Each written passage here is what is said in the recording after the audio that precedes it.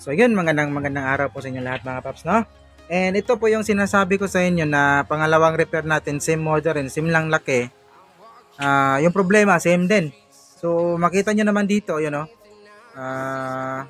Nulify po natin yung kanyang secondary feedback sa may opto, yan no?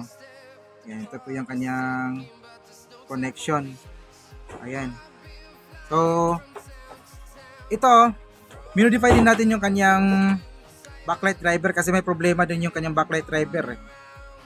Kahit na wala ng feedback na papasa dito sa may coupler natin, i-off or mamamatay pa rin yung backlight, pero okay naman yung backlight, buo naman yung backlight natin. So ginawa natin, na-modify tayo, gumamit tayo ng backlight driver. So ito po yung kanyang modification. Ayan, ito yung kanyang terminal at saka socket ng kanyang backlight. Tapos ito naman yung kanyang supply. Then gumamit din tayo ng step up back converter. Kasi kung susuplayan mo itong backlight driver na to ng 12 volts, mahina po yung kanyang ilaw. Mahina po yung ilaw ng backlight natin, no? Hindi po siya normal. At saka sobrang dilim din ng backlight niya. May picture naman siya, may display, pero sobrang hina. Sobrang hina nga lang. So ang ginawa natin, sa mga experience kasi natin kung tataasan natin itong supply ng driver natin, gawin natin 15 hanggang 30, is magnonormal po yung kanyang ilaw ng backlight. Yun nga, lalakas po yung kanyang ilaw at normal na po yung kanyang ilaw. So kailangan natin na gumamit ng step up back converter para may palabas natin yung 15 volts na supply nito at saka yung source ng ating backlight ng ating step up back converter is 12 volts siya. Ayan, galing siya dito sa may 12 volts. Ginamitan natin ng relay. Ayan. Yan, supply na yan. Tapos yung relay, nagsusupply sa relay natin is dito tayo nagkumuha ng ground sa may papuntang panel. Magsusupply ng panel sa kanyang 12 volts para saka na lang iilaw yung backlight kapag napapower on na natin yung unit. Ayan, so kung hindi natin gagamitan ng relay, yan o, pagkasaksak mo lang is automatic na po iilaw yung backlight, saka na lang lalabas yung display kung napapower on mo na. So parang hindi maganda, no? Kaya ginamitan ko na ng relay para sabay siya nung pag-power on, saka na lang lalabas yung backlight. So yun yung ginawa natin dito. So ito po siya.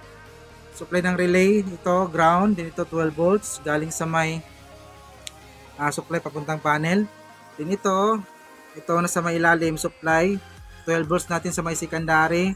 And then ito yung pag pumitik na yung relay, pag nasusupplyan na yung relay natin, mag-switch siya papunta naman dito sa ating back converter. Then back converter magsusupply naman sa ating magsusupply din sa ating backlight converter.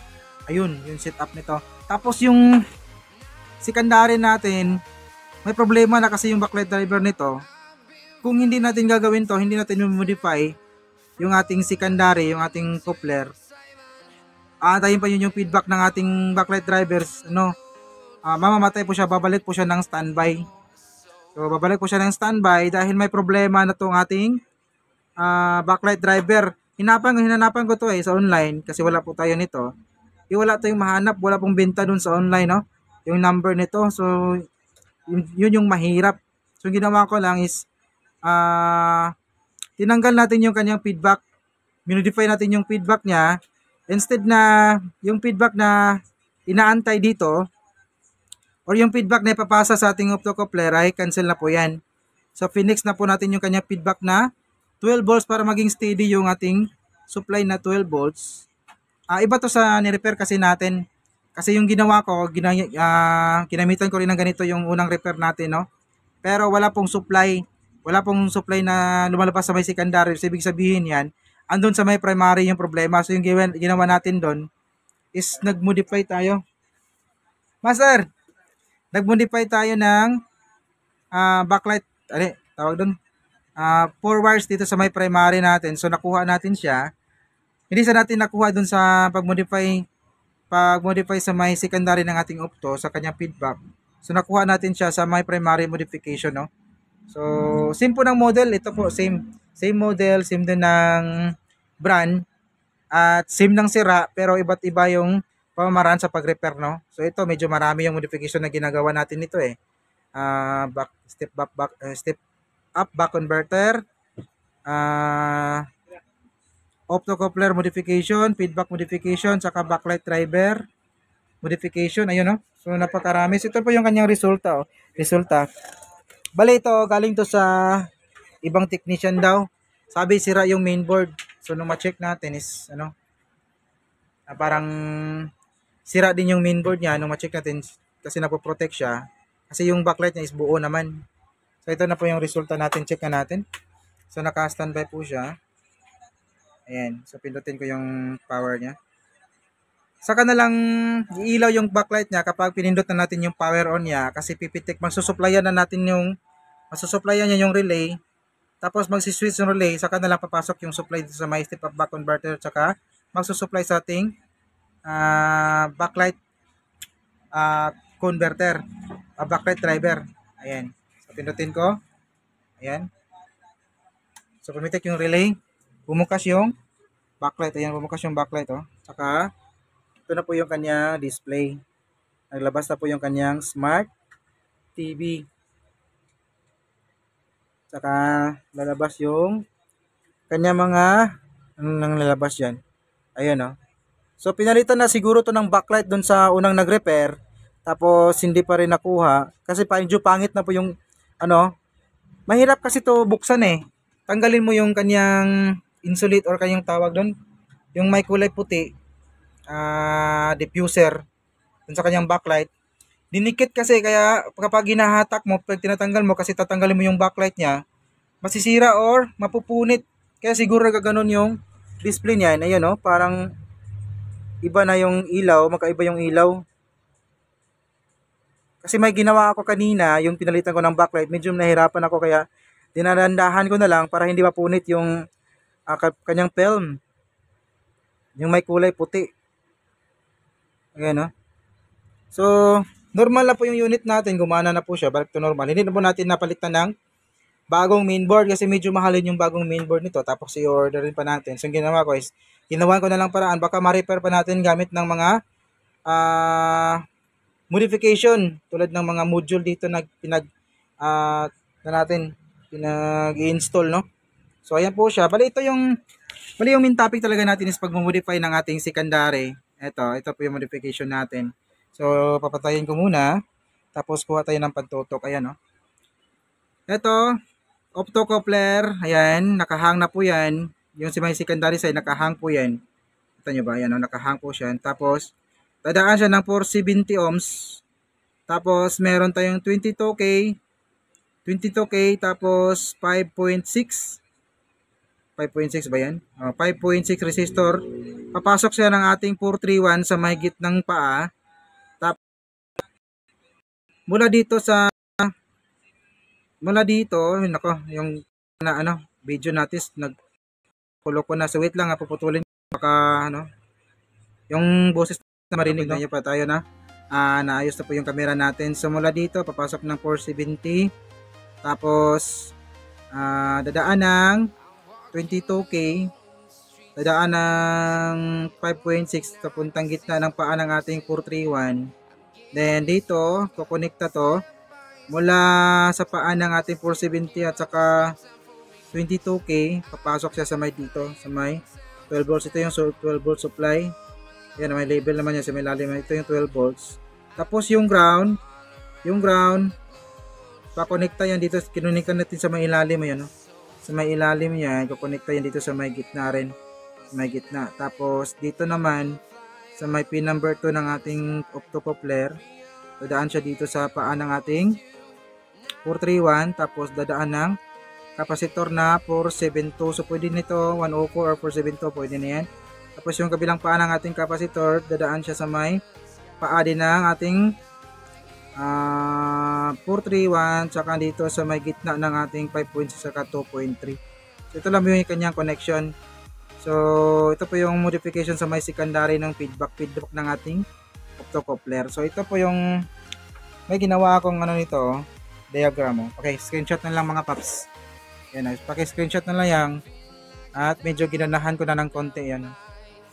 Ginanahan ko siya ng konti para naman makuha, no? At masundan. So ito po yung natin, drawing optocoupler, tapos 470 ohms, then 22K, Tsaka 5.6K dadaan ng gitna ng ating 431. At saka papuntang itong isang paa ng ating 431, papasok yan papuntang kapasitor. At saka dito pin number 2, dadaan ang paa ng ating 431, tsaka na mapupunta sa kabilang paa ng ating kapasitor. Pwede 472, pwede 104. Tapos sa may gitna, pupunta siya sa may ground.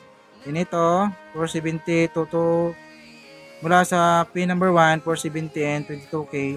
Ito naman yung papunta sa may 12 volts. So kung gusto nyo bali i-fix nyo or modify nyo yung secondary tapos yung supply is 5 volts or 3.8, pwede nyo itong i-adjust. Ito, yung 22K, pwede mo siyang gawing 3.3K para makuha nyo yung 3.8 or 5 volts. So yun lang, saan nakuha, no? Ano ba?